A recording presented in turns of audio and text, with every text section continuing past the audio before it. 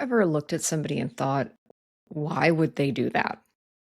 Maybe it was a parent, your boss, yourself. I think we spend a lot of time in our lives trying to understand behavior, but very few of us stop and ask, who hurt the person who hurt me?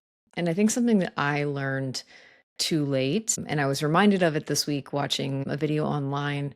Someone said, we're all victims of victims. Most people aren't creating their behavior from scratch. They're continuing a story that started sometimes generations before they were born. There's a lot of discourse about catastrophic events, right? And those causing trauma. So, of course, I have trauma from the loss of my mom. Of course, you would have trauma, losing a child. Of course, you'd have trauma from some physical violence situation.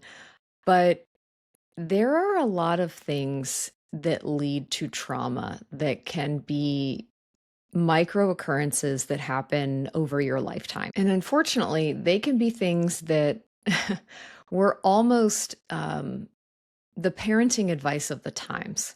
And I see this a lot with friends, with family members, and discussing why they are the way that they are. So much of it comes from how we were raised.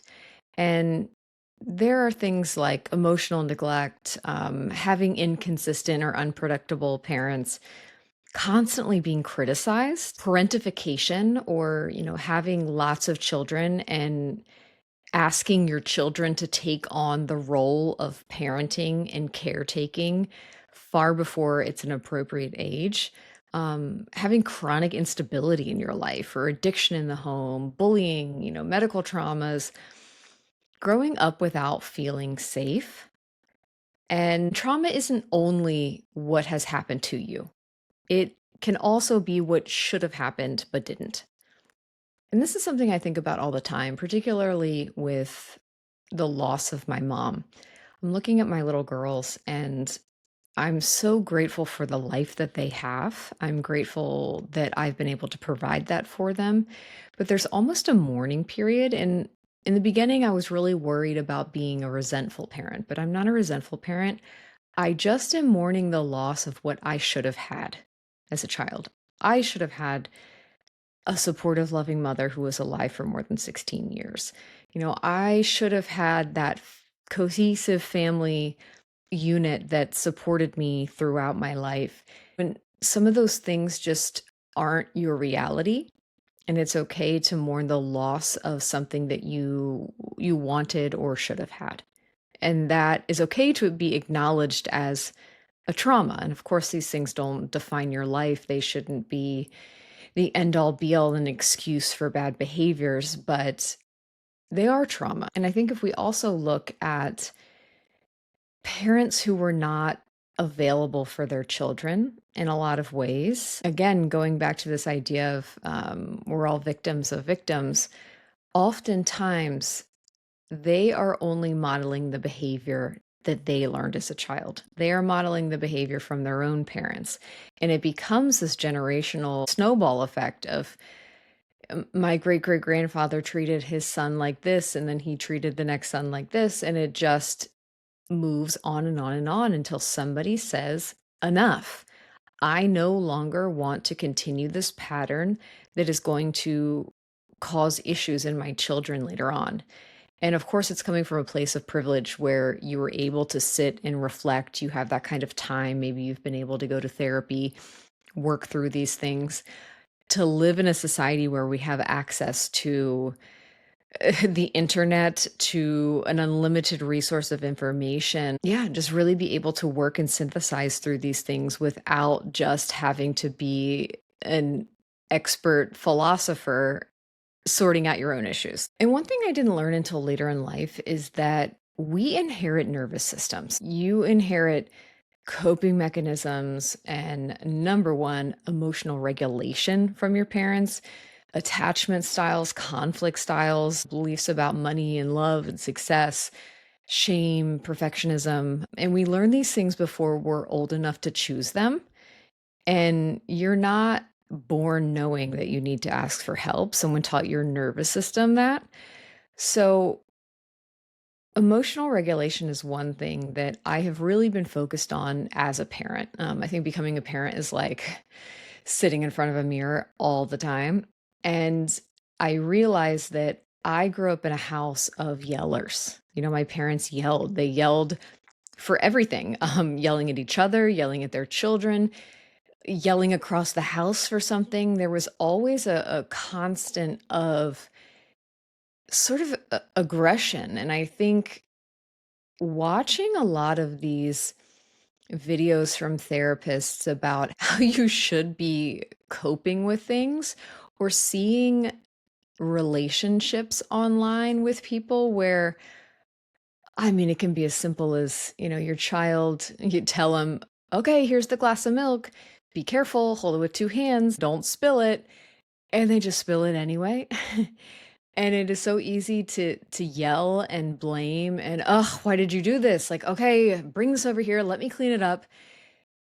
And it doesn't have to be that way.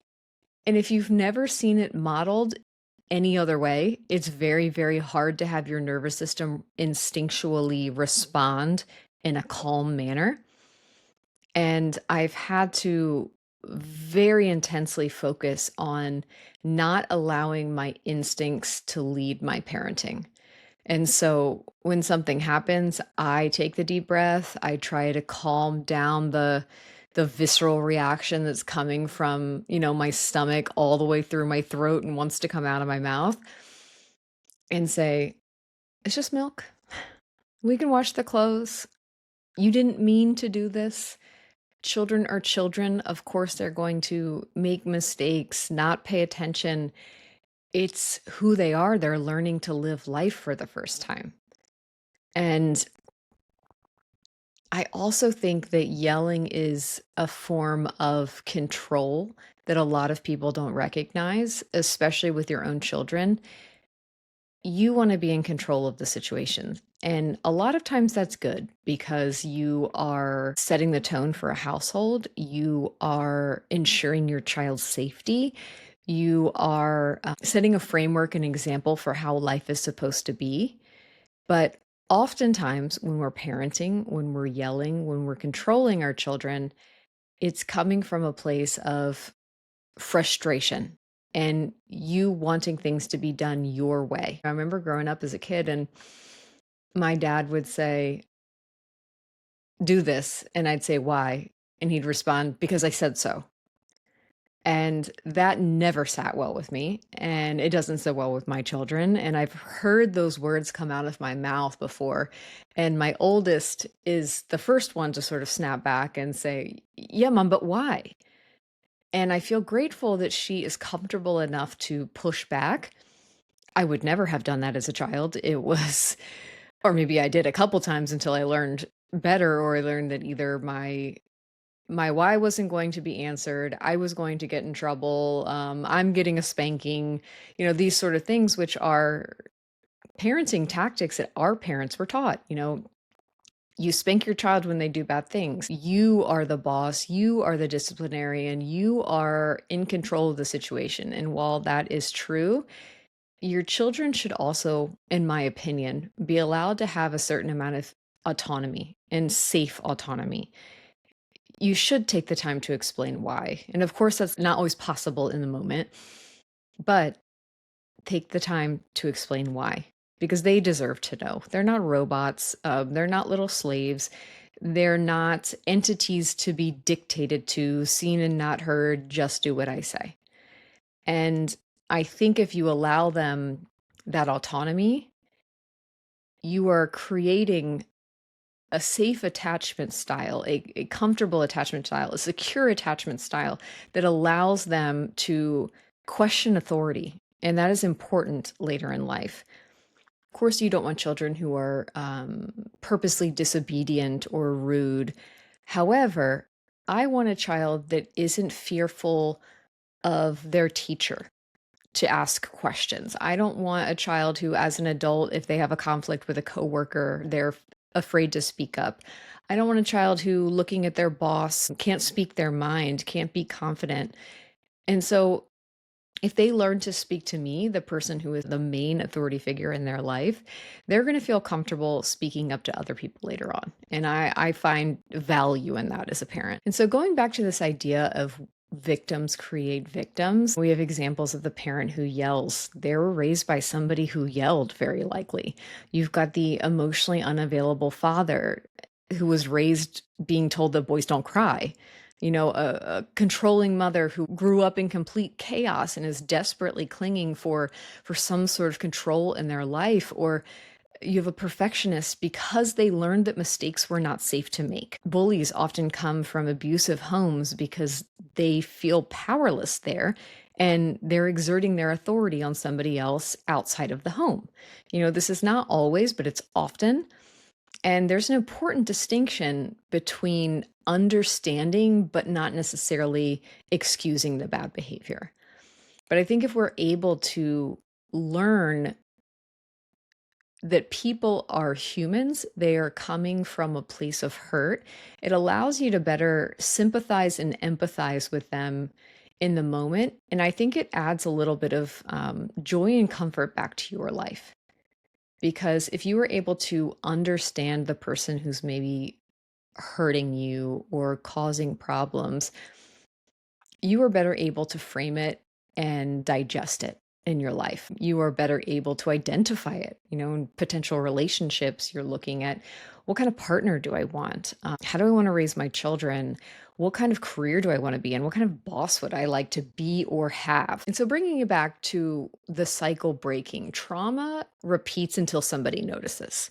It often looks like pain, survival, coping, parenting, relationship patterns, more pain until somebody finally says, this stops with me. And that can often feel like you're the black sheep of the family because you are the pattern breaker. And it's very difficult to do that because it requires a lot of self-reflection. It requires a lot of personal work. It takes a lot of realizing that oftentimes you are the problem. And it's not necessarily your fault because that's how it was framed to you in your life, but that doesn't matter. If you are still repeating those issues that you were taught, you're part of the problem. It's your responsibility to work on yourself and to be better.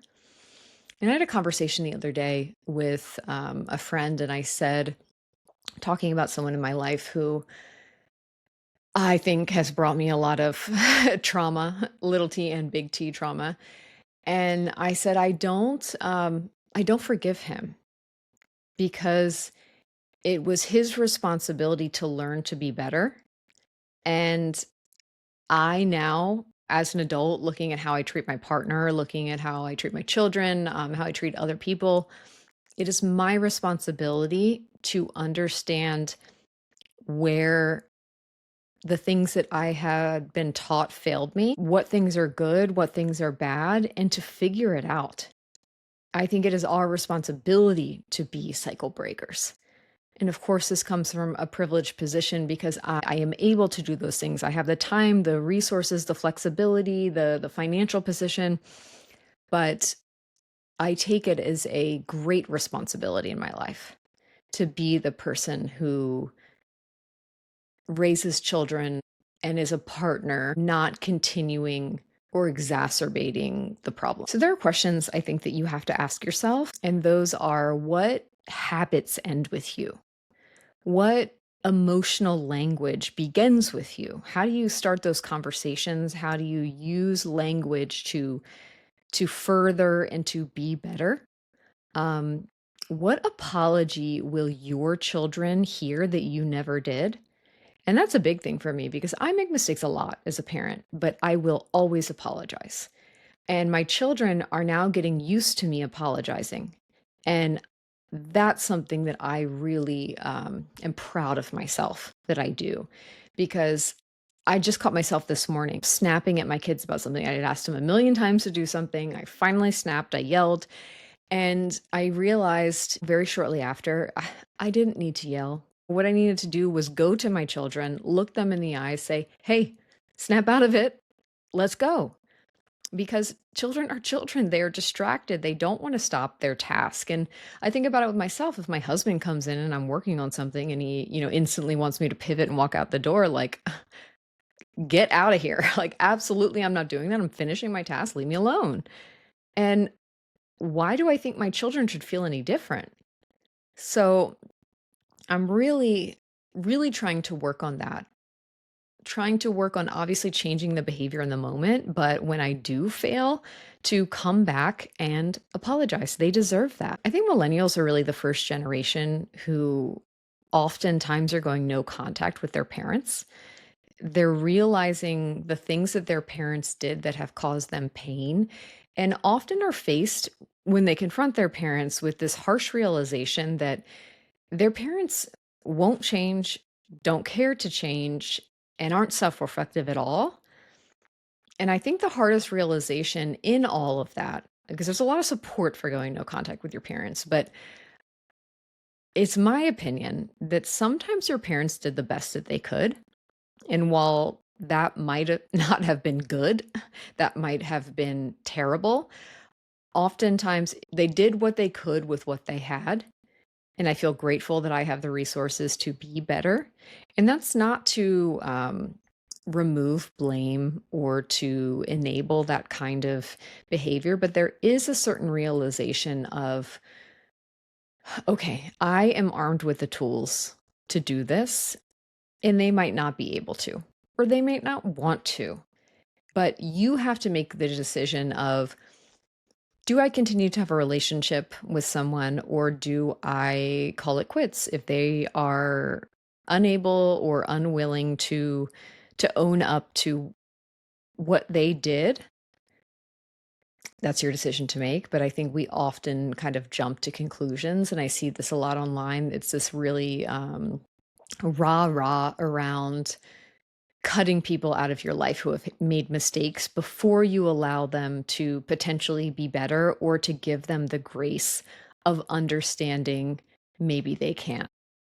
Another thing that I've really grappled with lately is how much of our personality is really ours, and how much of it is framed by how we were raised. Now, as an adult, going back, reflecting, looking at things, I'm like, man, I see personality traits from my mom, from my dad, from, my older sibling, my younger sibling, being reflected in how I parent, how I face relationships.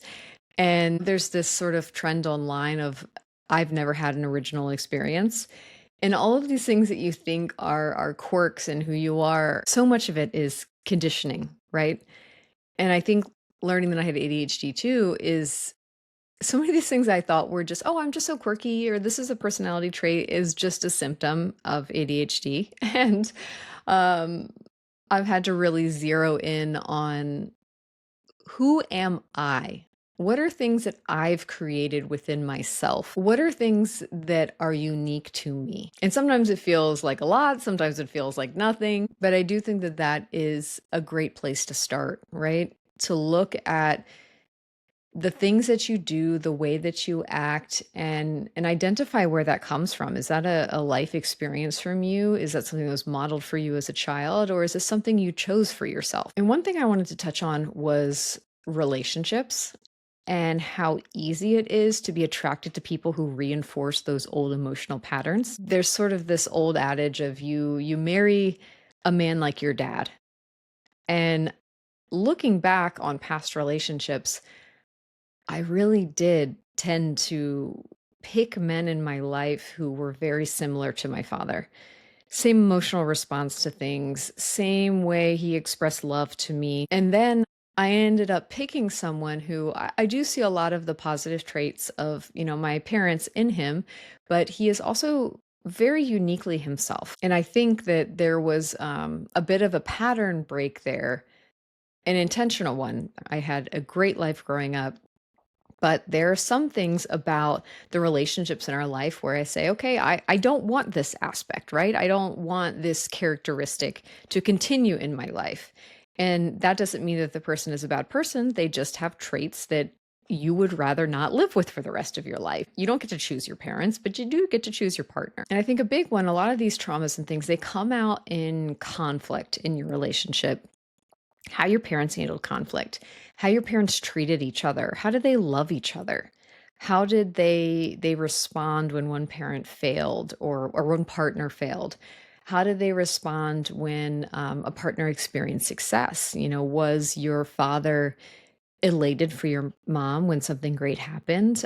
Were they resentful? When your parents fought, was it a knockdown, drag out screaming match, or was it a discussion about the problem? What emphasis did they have on maintaining friendships, going out together?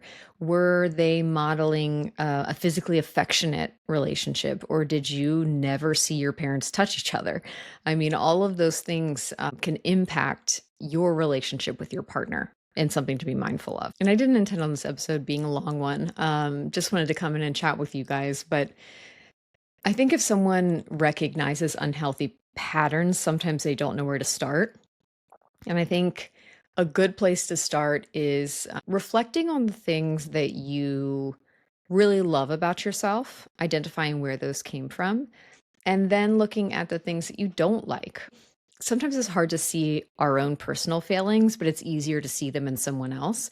So, looking at personality traits that you really don't like in somebody else and honestly asking, do I do the same thing?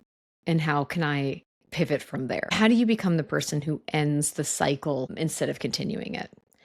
That is a conscious effort every day. It's not going to look perfect. You are not always going to be on. You are going to fail, but you need to give yourself the grace to continue to learn. And something that was really important for me in parenting is, again, talking to my children, apologizing to my children, letting them know that I see them and I'm sorry if I have done something, and then allowing them to come to me and also tell me where I failed.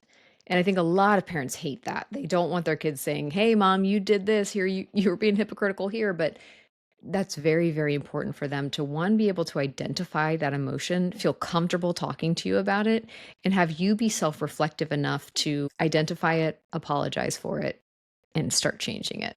And I truly do feel that adults can rewire how they respond emotionally. It takes a lot of time, it takes a lot of practice, but I have seen it in my life. I've seen it in the lives of other people. And oftentimes it is an unpopular thing to say, but you have to start with you, and you often need to change aspect of your life that are bringing stress and unrest and are making you an easy trigger. For me, it was being in a career that brought me a lot of stress. I would bring that home. I would resent my kids for needing me when I needed to work. I was stressed in my relationships. So I had to make a huge career change. I had to move. I also know that when I'm with my children, they are triggers for me emotionally. They are loud, they are crazy, they have needs. And when I'm with them, I got to get off my phone. I can't drink alcohol. I need to put myself in the greatest state of calm. It also requires that I'm exercising regularly, I'm getting enough sleep. All of those things allow my nervous system to be able to reset every day and face the challenge of the next day. It's tough to do all of that while you are trying to heal yourself, but it's possible. I'm not perfect, but I'm trying. And that's my job as my kid's parent. That's my job as a friend, as a daughter, as a sister, as a wife. And it's possible. Some final thoughts. If your parents were never the type to apologize, think of how powerful that first apology that your child hears can be. The most dangerous sentence in any family is, "That's just the way that we are." And most people don't need better coping mechanisms. They need to understand what they are coping with. And at the end of the day, the goal is not to be a perfect parent, it's to be one who repairs. And every family has branches that repeat the same story. But somewhere along that tree, so to speak, there will be someone who decides that that story ends with them. Maybe they go to therapy, maybe they learn to apologize, maybe they stop yelling, they choose vulnerability over being silent, but they are rarely the easiest person in the family to be. They are often misunderstood, but years later, the reason that their children grow up believing that love feels safe instead of confusing is because of those choices that you made. And the greatest gift that you may ever give your family isn't what you leave them, it's what you refuse to pass down to them. So take from this what you may. This was more of a self reflection episode today, but I'm grateful for the internet, for podcasts, for people sharing their personal stories because it has helped me become a better person. And I hope that you came away taking something from this podcast today. So thanks, guys, for listening, and we will see you next week.